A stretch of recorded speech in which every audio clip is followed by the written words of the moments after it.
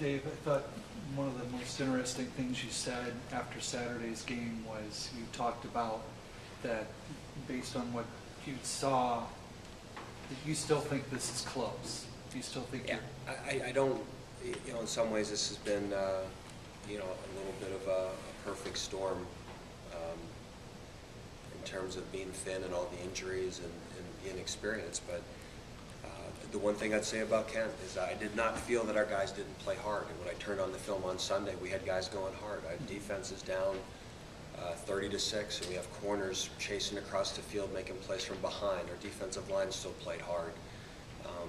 Again, offensive line, it wasn't anything for a lack of effort. Those are things you can build off of. And, you know, on defense, you know, I see the makings of a core group there, whether it's Chris Jones and Dwayne Woods and Cameron Truss when we get them healthy. And you know, there's a number of guys that I think we can build this thing around in the future. You know, there's certainly going to be some holes to fill. I mean, Darius Smith has had a great senior year for us. You know, but I just, you know, if you look at the season, and right now, again, there's not a person in the SIBO Center that's happy with where we're at. I mean, that's, you know, an understatement.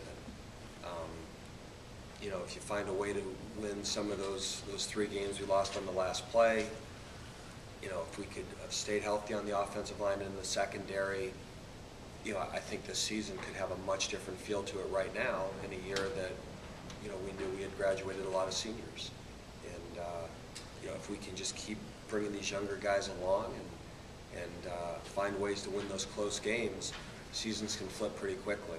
So, again, we're not happy where we're at, but we're certainly not discouraged in terms of what we're going to be able to build here. And without getting into, you know, specific brick by brick building, the building is recruiting, it's player development. I mean, it's always recruiting. I mean, that's the lifeblood of any college program. You know, it's just, you know, there's that group of 40 freshmen that are redshirt freshmen and true freshmen that just as they mature and grow into their roles. I mean, we're playing a lot. Aaron Foster's playing a lot of reps right now as a true freshman. And I saw flashes Saturday that he has a chance to be a very good player in this league. Lou Gates at kickoff return. You know, that was an individual, you know, unbelievable individual effort by a true freshman. And you know, and I told the freshmen, there's no guarantee that you guys become great players if you don't work. You know, but you know, and the whole key to any college program, and especially ours, is keeping the guys here. You know, I've posed the question to our juniors and seniors a number of times of, if all the guys that came in with you were still here, how good could we be right now? And I think the key is not just recruiting them here, but then making sure they stay here and developing them when they are here.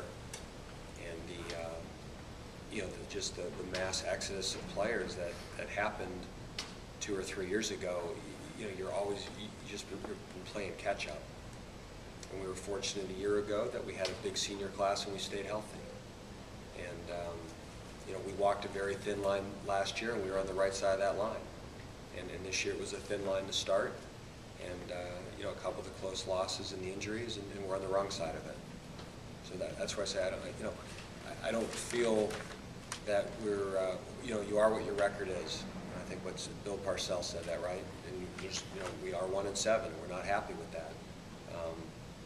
You know, but this isn't a 1-7 record that we haven't been in any games and we haven't had an opportunity to win games. You know, I feel we're playing with players that can't play at this level. You know, I just think. You know, some experience, and obviously we've got to do a good job recruiting and add to what we have, but I think, you know, retention and player development is the key to what we're doing right now, and that's how you build a program. Last year, this game, it was a matchup of 2 of the better quarterbacks in the MAC. This year, you see both guys, first-year starters, they're going to be a redshirt sophomore, and that being a redshirt freshman. Can you possibly see down the line when these 2 teams meet again, be similar or something like that? You know what? You sometimes look at young quarterbacks, and you always say, well, you know, geez, you give them seasoning, this is where they could be. And it happens with some, and it doesn't happen with others. And the only thing we control is we got to make sure it happens with ours. And I think if you look at the MAC as a whole this year, you know, people say the league is a little bit down, and the play isn't what it's been, I mean, I think you just look at the quarterback position. I mean, last year, it was, whether it was Hiller or LeFevre or Tyler Sheehan or Opel, that there was a lot of very good quality senior quarterbacks in this league a year ago. And this year, you know, if you're a junior quarterback in this league right now, you're one of the older and more experienced guys. I mean, I went through the list of the top passers the other day in the league, and it's sophomore, sophomore, sophomore, freshman, junior, sophomore.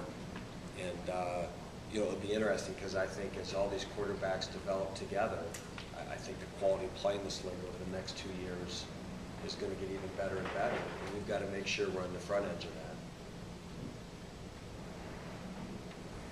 Is there anything else for Coach? All right. All right.